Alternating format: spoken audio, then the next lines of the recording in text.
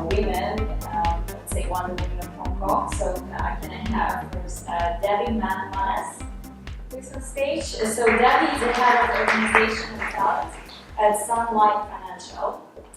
Also may I have on stage Angel Olausson.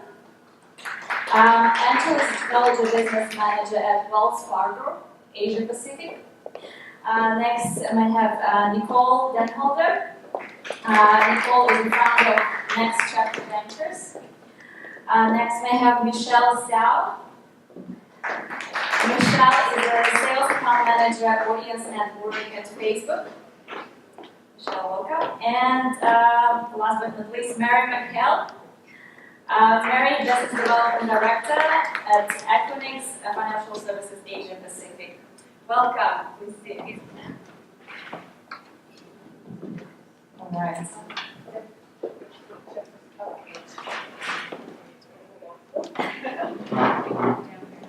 That would be a nice thing too. All right. So today our topic is living and working in Hong Kong. So that's why I really want you to share your experience not only as a professional but also as an expat woman living here. So the first question I think is the most common question asked here when you meet somebody new is where you're from and what brought you to Hong Kong. So maybe we can start from that side. Debbie, can you please share your story? I'm originally from Bangalore, India. Came over to Hong Kong about 27 years ago, so deeply rooted, I think. My sister got a job here and she was very homesick, so we just packed our bags and came here. As you do when you're that young, I won't tell you quite how young. But that's how I ended up in Hong Kong. And we came here in those days, we would get a 3-month visa. I got a 3-month visa and then I found a job, I got sponsored and I just stayed. As you know, the first 2-3 years are really hard and you keep questioning whether or not you're going to stay, and then once you cross 4 years, you're just stuck. Angel? I'm originally from Los Angeles. I have lived in Hong Kong for 12 years. And what brought me to Hong Kong is always a dream to live and work abroad. I always knew the world was much larger than the US. So I took a 3-week holiday, traveled to Beijing, Shanghai, Hong Kong, found a job here in Hong Kong, and then went back to Los Angeles and moved to Hong Kong. And I've stayed ever since. Amazing. Nicole, what's your story?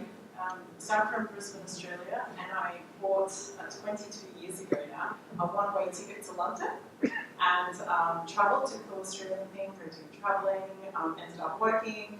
And I was at PwC and I met my now husband, who's originally from Hong Kong, who emigrated there. And his boss goes to him one day, "Do you still have your permanent ID card?" We've been dating like 3 months at this point. And he's like, "Sure." And 6 weeks later, he's here. And so I told my bosses, "Look, I'm going to Hong Kong." And I got introduced him to them, so they were really upset that he existed. And so then they said to me after a few months, what did you do on the weekend? I said, "I packed up my house, I'm moving to Hong Kong, get me a job." And so they were very kind. So I came out here with PwC 15 years ago and we've been here since. So it's coincides with job and your personal life. Michelle, what's your story? I'm from Shenzhen, China, so technically speaking, I'm not an expat, to be politically correct, but I'm a non-local in Hong Kong. I moved to Hong Kong about 8 years ago for university, and then I started to work, and I totally stayed in Hong Kong about 7 years, but I actually moved out of Hong Kong last year. But I think I have a good opinion about like living and working in Hong Kong versus in Singapore, which I'm now in. So like I can share a bit more about like the differences or like being an expat again in another country. So a lot of challenges definitely. Yeah, definitely we can talk about this later. And Mary, can you please tell us where you're from and what brought you to Hong Kong? Okay. I'm originally from St. Paul, Minnesota, but I moved around the U.S. quite a bit and left New York 10 years ago to come to Hong Kong. It is Friday night, everyone's got wine, so I'm going to give you the real story. In my professional life, I tell people, of course, I came for work, and I came for the job. But the honest truth is, I was here on holiday, and on my last day of holiday, I got stuck in a typhoon with a group of people over Atlanta.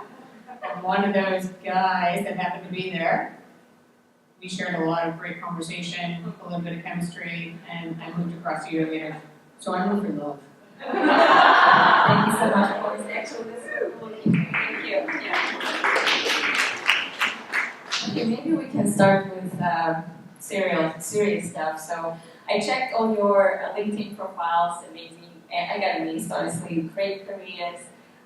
So maybe we can share more about your job and what exactly you do here in Hong Kong. So maybe we can start from you. Sure. The flip side of the story is Claire Ann is actually a very important woman. So she's the wife of my first boss in Hong Kong. So when I did make the move, I went back to New York and told everybody that I needed to move to Hong Kong. This was at the height of the financial crisis, mind you. And they're like, what do you mean you're moving to Hong Kong? And I said, I just need a new opportunity, a lot going on Wall Street. Hong Kong is a safer place for me to be. So I came across with Citibank. I was actually in a global FX product position and then moved on to be the COO. Had a great tenure of job at Citi, but about 6 years ago, simultaneous with the time I got married, I decided I didn't want to be a banker anymore.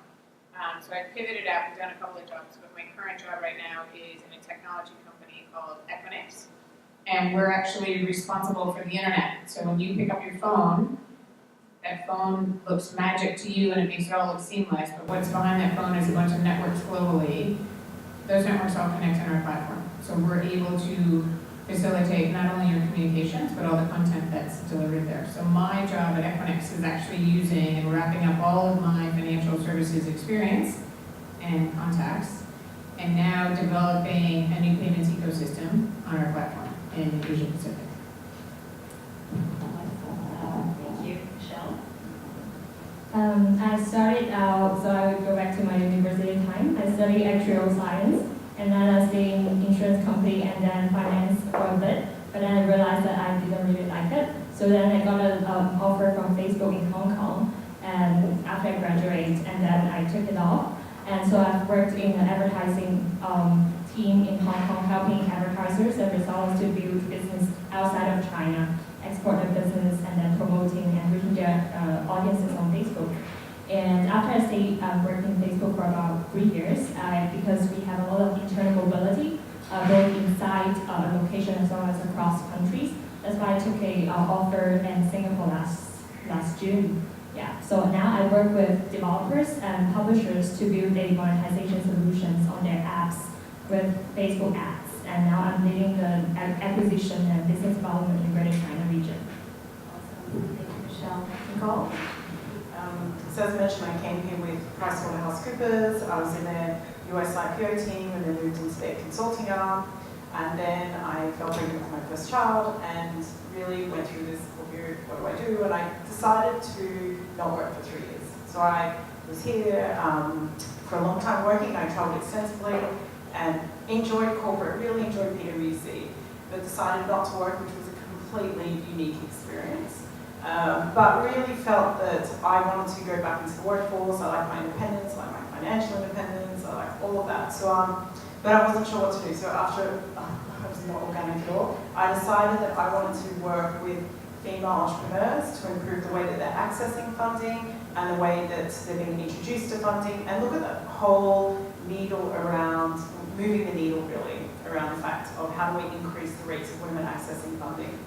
So I launched a crowdfunding platform called Next Chapter, and we're building that now into much more an interface platform where we have a curated directory of female-friendly funding across Asia of 250 organizations. We have online training around how to get funding savvy, because we don't know a lot about those aspects. So we're all experts in something else, but not going to talk to an investor or talk to the bank or think about crowdfunding. And we also do online training. We do the online training, and we're launching a few other products. So really excited. Very different stages here in Hong Kong. Yeah, it is. I think like it's pretty unique and new thing in Hong Kong. I don't think like any other platforms exist like yours. No, and I think what we're trying to do is look at the whole ecosystem, and also look at the way that investors interact with women. I think that there's not enough analysis around understanding their characteristics and what motivates us individually to start business but look for funding. I think there's a focus on unicorns, there's this new concept of zebras, there's a whole debate that can be had there, and I think a lot more transparency. We really want business to be part as a driver of that, and work with a lot of female entrepreneurs and female entrepreneur organizations to make some impact. Thank you. And Joel, what's your job position and what the achievements and what do you do? So I'm the bridge between technology and the business. So that means understanding you have very, very technical people from the network side and also from the application side, and oftentimes in technology. It's really about understanding what the business wants before we actually develop a product and roll it out either internally or externally. And then it's working with the business to help them put their requirements into tangible technology requirements and the end product. So I work a lot with the US. Anytime we roll out any new systems, any type of payment systems or regulatory systems, working very closely with the US and also with counterparts in international, that being Europe, Middle East, Africa, Canada, and Latin. It's some of the, I would say, one of the key things I'm really proud about is recently, a couple of years ago, we did not have an internship program for women for technology. And there, as you know, there's a very shortage of women working in technology. And so with Wells Fargo here in Asia Pacific, I'm quite keen to have brought in more women working in technology and also being an advocate for women and also male allies within technology and also within the business. Sometimes the role can be very challenging, but it can also be quite rewarding when you bring both technology and business together and they're both aligned and they're both happy with what is delivered as the end state. Thank you, Angela. I mean, when I saw your title, Technology and Business Manager, I was like, very interesting. I guess it's the job, the job very in demand right now, I guess, in any company, in any corporate. Yes. Great. And Debbie, what's your profession and what do you do for Sunlight Financial? I think I'm really lucky to be able to do two things that I really love. I've always been this obnoxious child that would, listen to people's conversations and tell people what other people were doing, and really curious about how people act and think and why they do stuff. And as it turns out, I did psychology. I've always wanted to do that. My dad, typical of in Indian family, would have wanted me to do engineering, but I decided I was going to do psychology. And so my space is talent and org development, and I evolved from various HR roles to group head of HR in my previous company to now regional head of talent and org development. But I've also always sung, and I did poetry also in school. So I've always sung and performed and written stuff. And a few, maybe 20 years ago, I did writing all these songs. And last year I thought this is crazy. I want to do something with this material. So I invited some fellow musicians to collaborate with me.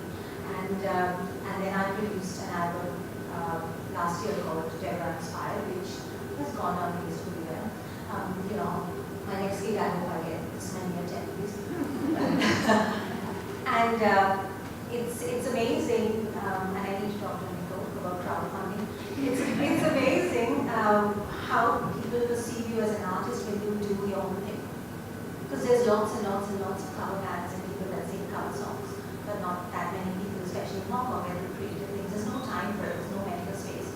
So part of what I do at work is also wellness and diversity and inclusion, and that plays a big part of who I am as well, because I think we touch on that, being an expat woman in Hong Kong. It's also some of the subjects of my my songs and my writings. But why I'm so pleased to be here and to be able to share is that I'm trying to balance both parts of me, because it's really important that I'm able to do both things in order to be fulfilled and get back to work. And I'm really glad to be supported by a company that lets me do that. Thank you so much, Debbie. Yeah, if you want to check for Debbie, you perform, right? Tomorrow, yeah, you have a concert. Just need to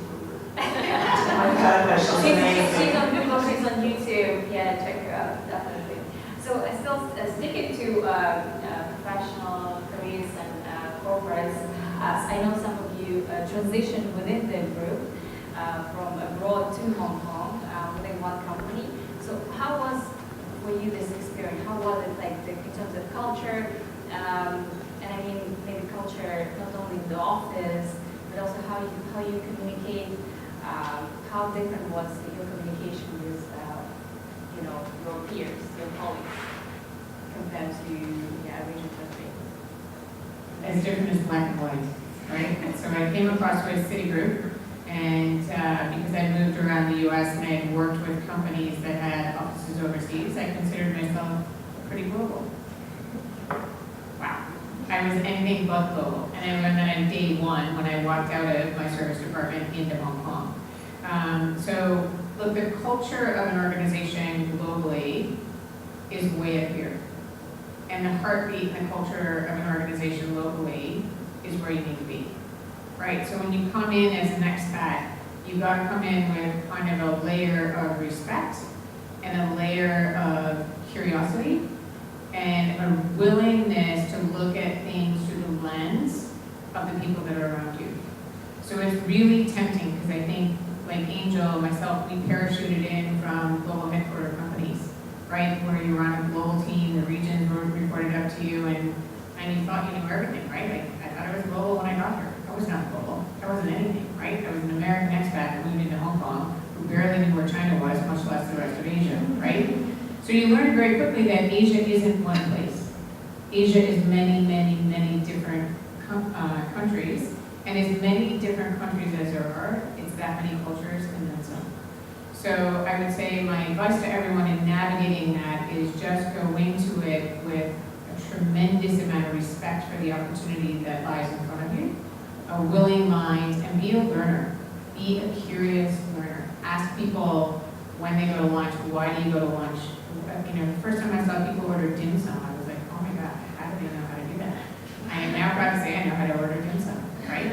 So be curious, and make that an easy thing to do. It's not an easy thing to come into that culture from any place in the world that you live, but if you come in with a willingness and just an ability to observe and pay respect to the opportunity that's in front of you, it comes naturally. And I know it's scary as hell. In the first, I'd say, I feel like I drank water out of a fire hose for my first 9 months, if not longer. But once it settles down, it's brilliant. Also share. Nicole, I know that you transitioned also with Price for Hospital. Yes, and when I was in the London office, I used to work a lot in Germany, South Africa. So back there, I did a lot. Whilst I was here, I did 2 one-year stints in Japan, 1 year in Korea, 14 months in Beijing, and I've flown around. So I was always parachuted project-based. And so for me, I've sat in a lot of meetings where I don't know what's going on, I have to say. In terms of sitting there being one of the few foreigners there, not having the language skills, given for 12 years I was every year in a different country, in a different language. But I suppose it's having the openness and really being engaged and interested in what's going on, because they don't need to be interested in you. I mean, you're just someone coming to do some work. What makes you interesting, really? You think you're interesting, you're this expat, you're so excited, and da-da-da-da-da. Mastermind says, what makes you interesting? It's like, you've got so much enthusiasm, and I think you need to engage with people so they feed off that as well. Otherwise, you're someone just coming on tour, or you're just coming through. So I think you want to really make that connection. But I do think that you're there for a reason. You're bringing in some expertise. So have confidence around that, bring that to the table, feel very strong about that. I've worked in some difficult situations in certain countries, where there was hostile takeovers, there was guns involved, there was like lots of different things going on, and you're there to provide a service from a corporate perspective or a service. So feel confident in what you're doing. I mean, you'll be a fish out of water most of it. I think, to be honest, in certain countries, a female in those environments was also quite foreign, so you were tackling different, you were tackling the expat, the female expat, the level of seniority, or a few things going on.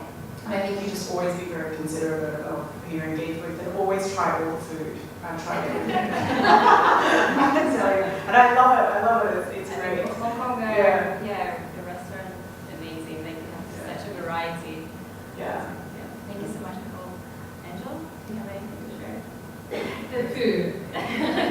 It's such a connector in so many communities, and I think that a lot of Asian, different countries here are very driven by their food, and so I think that it's so important to try, and even if you don't like it, that's okay, but yeah, it's hugely. It's a great way to connect, and I think, you know, leaving your home country where you have your support network, your family, your friends, everything that you've known, and then you move abroad, you kind of feel a bit vulnerable, a bit self-critical, but that's the moment you have to tap into yourself, your beliefs, to make yourself vulnerable, build your connections, find your connections, and having and finding and keeping the confidence and believing in yourself to go forward and pursue your dreams. Because, you know, if you've made it this far, that's a huge leap, that's a huge step of confidence. And it's just harnessing that confidence within you and also leveraging your strengths, I would say. And those are kind of the tenets that I have lived by, because I've moved around a little bit in my career here in Hong Kong. It hasn't been quite smooth sail, it's been a curvy road. But each of those moments, those inflection points, you have to come back to your confidence, your self-belief, and building those connections, and food. I know, like it's for expats and I mean women and men as well, it can be very lonely, right? You kind of starting from scratch. What was your this moment when you realized that's it, that's my home? I'm settling down and I'm gonna be here. When did it happen to you? So does anyone want to share? Like, for real. So I have a confession to make. I'm an expat, or I originated as an expat, but I actually 2 years ago switched passports, so now I have a Hong Kong passport. So, yeah. So, and that was very deliberate because we absolutely love Hong Kong. And so, to all extents and purposes, this is our home now. If I go back to what you said, McHale, how we sort of became, when we first moved, we stayed in the most local area we could ever imagine, Wong Tai Sin, with the temple and all of it. And I had really late evenings, and we would go and learn to, eat the street food. You know how they shave off the fish and make it into soup? We would do so, and then we learned to use chopsticks, and we went the whole journey. And for every one person that's racist towards us, and let's face it, there it exists. I can name about 10 or 20 who are absolutely fearing. Like a people to dissolve in the culture. And it's not about you. If you are your authentic self, and you show that, then life becomes a lot easier. You can't take every chip that people, if that is that they got wrong. To me, it's yeah, it was definitely when I first moved out of dormitory, out of school, and then moved into a place that I rent with my friends. So it's definitely the moment where I can choose my own place to live in, and then decorated my home, buying my furniture, and even go out a housewarming party. It feels like, okay, definitely I'm rooted in Hong Kong, and now I have income I can spend on. Yeah, that's one moment that I felt I kind of live here. Yeah. I would say when I had children 8 years ago, because my husband, though he grew up in England, he speaks only to the children in Cantonese, and so our house is fully bilingual, but they're also learning Mandarin. And we had a real debate around what school do they go to, local system, international system, you know, what type of environment are they, you know, and that was all a huge factor in terms of trying to work out how settled we felt our children should be here, you know, in terms of speaking English, Cantonese, now Mandarin, that was a big one. And then secondly, starting a business. I mean, I'm investing time, energy, resources in something that I'm interested in, but I get to meet amazing people and build a network that I could choose not to do as such, you know, in terms of, I think it's making a lot of investment into to the community, into what's happening. Oh, I think mine was actually, it took me a little bit longer, and part of it was, like, I was honest and I said I came here for love, that's true, but I also came here for a really great job, and that job took off probably faster and better than I imagined it would. So I think my defining moments were figuring out that I could be very successful here professionally. I could also tap into a network of women and people both at work and in outside organizations. So I think I don't think I felt truly at home until the day that we got married here, and then I was like, wow, I guess this is it. Like, this is home. We made a conscious choice to get married here. My husband's Welsh. He was a police officer, by the way, so he speaks fluent Cantonese, and he's been here for 34 years, so this has always been his home. And for me, it was kind of like, yeah, it's going to work, yeah, it's good, and then I was like, oh, here we are, we're going to get married here, so this is home.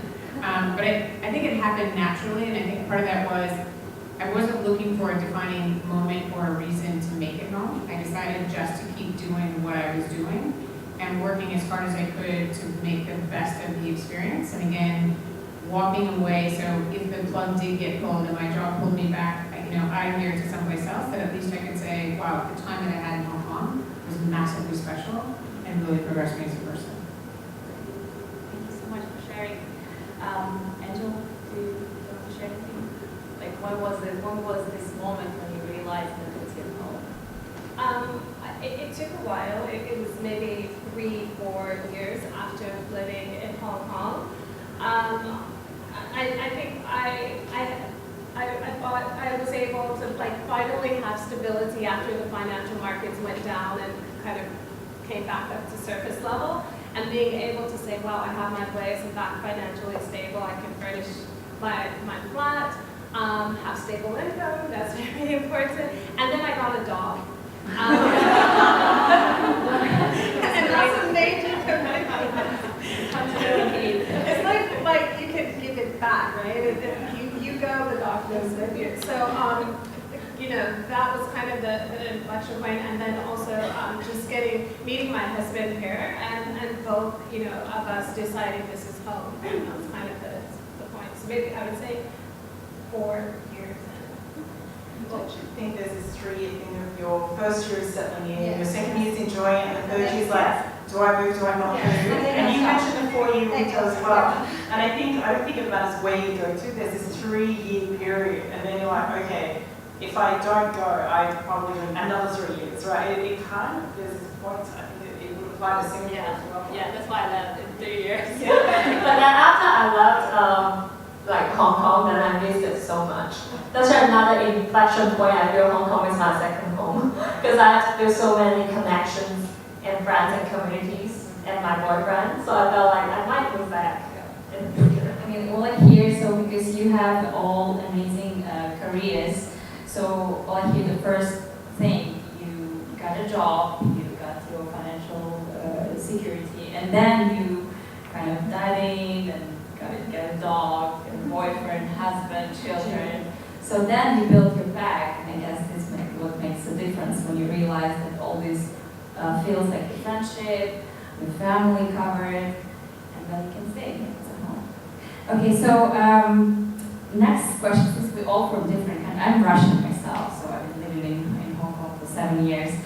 And I tend to see, I have many friends, Russian friends, and if I see, I meet them more often than other friends from different countries, and most of all, I realize that most of the time I talk to foreigners. I don't have that many local friends. I wonder how the situation for you. Do you stick to your community, like yes, Americans, Chinese from London Channel, or or you still have these other circles of friends that you? So most of my friends are not American, and actually at one point, most of my friends are British or of other countries, ethnicities. So it's often interesting because sometimes when we have family will come and visit, they'll say, what happened to your accent, or do you have any American friends?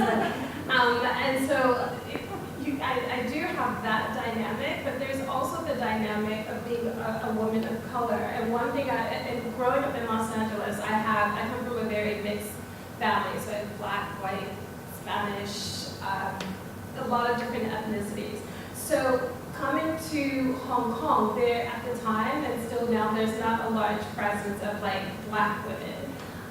And so I would just say one of the things is like over the last year, I've developed this group of like black women who are from different areas of the world, which is new to me because I only knew black women from the US. But now it's, this whole other community that I have of friends that are not just, British or from European, but there are also black women from all different ethnicities, but there's also American friends as well. So it's quite diverse and dynamic. Thank you so much for sharing. My colleague, she's from South Africa as well. She says Hong Kong is amazing, but not that many black people. That's her concern. That's why she's thinking maybe to move to Shanghai, for example. I grew up in what is known as an Anglo-Indian family in India, so my family is mixed. I'm probably third generation mix of, I've done genetic tests and I've got like some 50 mixes. We've always had people from all kinds of backgrounds. My mom worked for Oxfam, so we had backpackers and journalists and all kinds of people touring to the house. So I'm actually used to diversity and I want it. I need it to be creative. So my group of friends are a very mixed bunch. I try to make it a point not to have social groups that are sort of like me, who feed off each other. And I sometimes don't like the conversations I hear also. So I try to, politely shut it down or move away. I do have a lot of Chinese friends. I work with musicians who are mixed and from everywhere, including some lots of locals as well. So that's fun. I think diversity across the board completely. It's like, having a panel of different mutts hanging out, right? There's people of all different, backgrounds, different countries, different periods of time in Hong Kong, but somehow they become this fabric of your friends and this fabric of your influencers. The part that nobody talks about, though, which is a big part of being here as an expat, is people leave. And you have to get yourself very used to, you become really, really close friends with somebody, and then a job takes them away, or a family situation takes them away, or they decide that they want to go be someplace else. So it can be a little bit transient in there too, and it's just, that's not a bad or a good, it's just reality. And I remember the first few times it happened, you're like, oh my God, wait a minute, I did everything. Like, we did our, we went out together every Friday night, what am I going to do? And you turn around before you know it, you got somebody else in that place, right? So.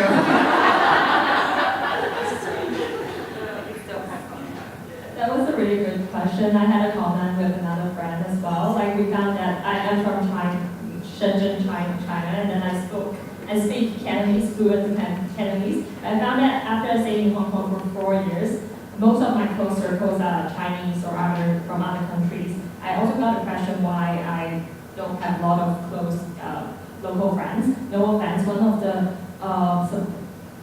hypothesis is because, like you said, like expats are leaving. We don't know when they will leave. So for Hong Kong, like locals, they feel like if I invest a lot of time and energy and emotion to you, you might leave one day. So I don't know if it's true, but I found that most of my friends are non-locals.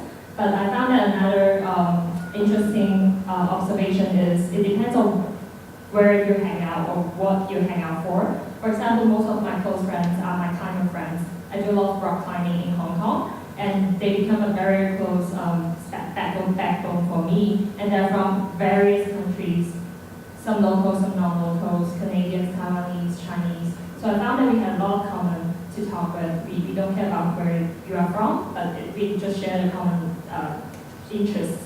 Yeah, so maybe something is like what you do defines who you meet and Not who just you to become get connected. off, but also have Yeah. some hobbies. Yeah. We were chatting about this earlier, Terry, where we were chatting about Australia and France and how we lived in different countries. And I think I remember when I worked very briefly in Australia, and this lady had relocated from Melbourne, and she found it so hard to fit into Brisbane. Because everyone had their school friends, their family, their university friends, and I actually feel as an Australian it's really easier to relocate overseas and make a new group of friends than it is to move interstate. And so I think possibly Hong Kong, similar, lots of cities are similar where people grow up here and have different aunts and uncles, and there's stories that are deeper. And so it is even hard for them to find room from. It's all about finding room, right? We're all desperate. Desperate, you know what I mean? It was like filling holes. You're looking for your village, your community continually. And I think that's very different. I think, that you experience that wherever you go, there's always that different element that needs to be considered. It's not your fault, it's not their fault. That's the reality. Thank you so much. So let's talk about tough things and what are the challenges that you faced in Hong Kong, and maybe your advice how to overcome those professionally or in your personal life, like how to raise children, families, or in terms of getting a new job, anything that you have, the real challenges, and your advice how to do better, how to overcome. Who wants to start? I sent you the questions in advance. Okay, it's still super hard for me, even though I've been here for 10 years. The hardest thing I have is staying in touch with my family. And not because staying in touch with my family is hard, but 15 hours in a time zone is really awkward. Because when it's their evening, it's my morning. And my parents, totally retired, they're hanging out, they're having a great time, they want to chat. And I'm like, oh my God, I have a meeting in 10 minutes and I'm not ready for it. I cannot talk to you right now. And my mom's like, well, you're always busy. And I'm like, it's called work. Let me call you on the weekends, right? And then we all know when you go out super late on Friday night, you're not really jumping out of bed on Saturday morning to call home, hey, how are you? So it's for me, it's the challenge of staying really in touch with my family, and I'll say I love Facebook. I love Facebook massively for keeping me connected to my friends and family, because I at least feel like I have a window into their lives, and they have a window into my life, so I'm watching their kids grow up, on Facebook and all of that. So I think that the hard thing is it can sometimes be like, oh my God, wait a minute, I am how many hours from home? I can't just rock up on Sunday and have dinner with my mom and dad. What? I can't go see my brother and sister-in-law this weekend because they open a pool in their backyard. So I think it's just, making sure that you really do make that investment of time to stay close to your family, because the real thing that happens is we all change as people. When you move away and become an expat, you really do change, and that's different and unique for all of us. But keeping that thread and that tie back to your family is really important. And I think probably really one of the hardest things that I do, but it's one of the things that's most important to me. So we should face on a regular basis. One of the biggest challenges I've ever had in my life happened last year. I didn't think it would, maybe not an expat common thing, but I had a really serious injury on my knee from a skiing accident. And it was really traumatic, both the surgery as well as the rehabilitation. And I had to stay in Hong Kong by myself, but luckily I got my mom to take care of me. And that 3 months of rehabilitation surgery really traumatized me, both mentally and physically. So I think the learning from it was to really be mindful of what you think. Sometimes we can be really negative, the accident I can blame on myself, and then my injury disappoints my mother, all kind of negative thoughts really brought me down. So I think after being through that journey, I realized how important to be really mindful about your thoughts and aware of what your state is, your mental state is. And then also it gave me a lot, the journey gave me a strength to show that I can actually overcome this tragedy and then, you know, like get back to life and get back to climbing and also get back on track on my work. Really gave me strength that I can do things that I couldn't imagine I could do. Yeah. When I came here, so it's 15 years ago, so coming from London, London's one of those places you get on the morning, you pack your bag, and you have to pack for everything because it's, you know, it's a longer commute, and it might rain, or it might this, might that, and but when you come to Hong Kong, you can go in and out of your house, depending on if you can be in and out of your house quite a lot, and you can be very busy here, and so I felt that was a good change, but in terms of work, I would say, the travel and the conference calls with the US and Europe and a variety of factors, the weekend work, lack of balance in many occasions, was learning how to say no. For me, that first year or two, and I don't mean no, I won't work, but really trying to work out, if someone's told me, can you work again in Beijing this weekend and not go home, and no, I haven't been home now for 3 weeks. It's like, is this a priority? Or can I maybe be doing this remotely, or trying to continually find the ability that I wanted to prove myself, I wanted to get ahead, but that meant really doing a lot. And so working out how to find that balance. Even now, changing to entrepreneurship, here again, it's how do you find saying no to certain things. And I particularly found the pace here very, and I was really frustrated because I used to travel quite a lot. In Europe, you can on a plane an hour later, I've been to Düsseldorf, and the airport was 15 minutes. And here it was like all day, and I was giving up all my Sundays to travel consistently, flying back late Friday nights. I mean, did that for 10 years.